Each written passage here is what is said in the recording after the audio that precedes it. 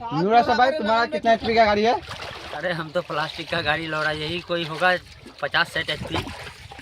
ये है 55 एचपी का और ये है 50 एचपी का, 42 है, वो भी है 52 एचपी का। देख सकते हो गैस, मक्का लेकर धस गया है। और 55 हो गया तुम्हारा 107, 107 और 50, हाँ 157 HP का गाड़ी यहाँ पे चल रहा है भाई साहब। देख सकते हो गैस, इसका गाड़ी है, ये धसा दिया।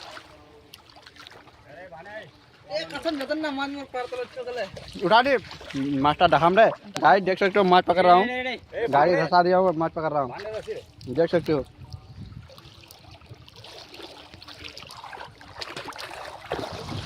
लग गया मेरा 855 है, ये मेरा गाड़ी है।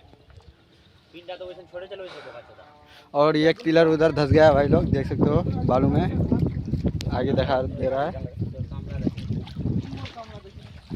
माछ पुठी बोलते रे पानी माँ भिंगे जाए, रस्ते में सुखवार वाला दो।